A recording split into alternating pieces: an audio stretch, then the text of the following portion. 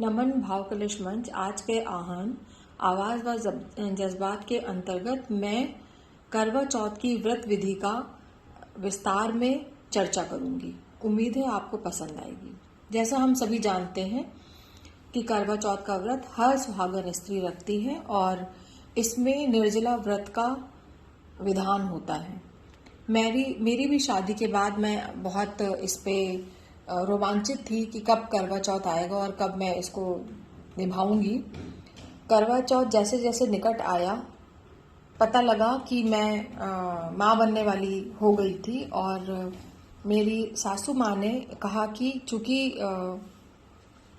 आप माँ बनने वाली हैं इसलिए आप निर्जला व्रत ना रहकर फल और दूध वगैरह लेकर के इस व्रत को पूर्ण करें।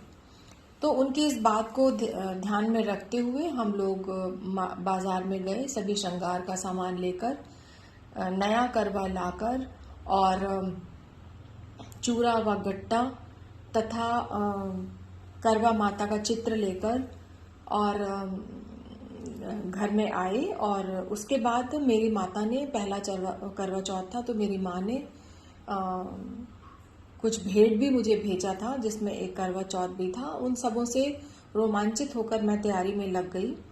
करवा चौथ में हम लोग कच्चा खाना बनाते हैं, कढ़ी चावल इत्यादि, और वो सब तैयारी करके फिर चावल के आटे से हमने 4 गोले बनाए और चांद और सूरज बनाया और चावल के आटे को मलाई और चीनी के साथ सान कर हमने पिंडी बनाई और बेसन के हलवे को आटे में की लोई में भरकर मीठी पूरी बनाई। ये सभी चीज़ें हमारे व्रत में उपयोग में लाई जाने वाली थी। शाम के समय हम अपने छत पर हमने पूजा की व्यवस्था की और चावल और हल्दी का घोल बनाकर उससे हमने करवा माता का चित्र बनाया और करवा रखने के लिए आसन भी बनाए। एक करवा पीतल का था और दूसरा मिट्टी का था जो हम अब हर साल बदलते हैं। और उस पर फिर गौरी माता को रखकर हमने अक्षत फूल वगैरह चढ़ाकर पूजा का आरंभ किया और थोड़ी सी दूर पर फिर से गोले बनाकर हमने इस हल्दी और चावल के घोल का जो गोला बनाकर उसमें हमने जो 4 पके हुए चावल के गोले बनाए थे उनको रख के और चांद और सूरज को रख के उनको भी अक्षत और फूल से उनकी पूजा की। तब तक समय आ चला था, चांद बादल में दिखाई देने लगा था, सबके चेहरे पर खुशी आ गई थी और हमने उस चांद को देखकर पूजा अपने आगे उसका विस्तार किया और पतिदेव ने हमें जल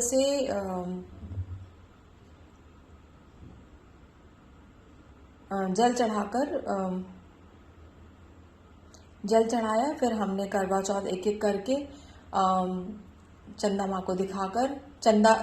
को दिखाकर उनका आशीर्वाद लिया और पति की लंबी उम्र की कामना की और फिर गणेश जी की आरती को गाकर हमने पतिदेव को वो हलवा वाली पूरी खिलाकर मुंह मीठा किया और उनकी आरती करी और साथ में पतिदेव ने भी हमें पिन्नी खिलाकर और जल पिलाकर मेरे व्रत का समापन किया। फिर हम सभी लोग जितने भी घर में बड़े परिवार थे उन सबके साथ हमने भोजन किया और सबसे आशीर्वाद लिया और इस तरीके से पूरे दिन हमारा धूमधाम और खुशी के साथ मनाया गया।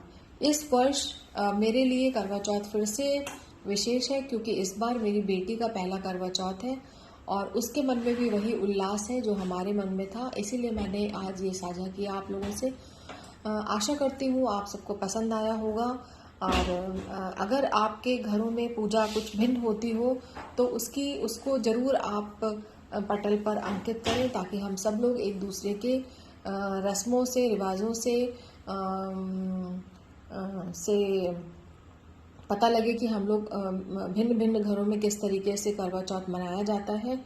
और आने वाले रविवार को करवा चौथ मनाया जाएगा। इसके लिए अभी से सभी सुहागनों को बहुत बहुत बधाई।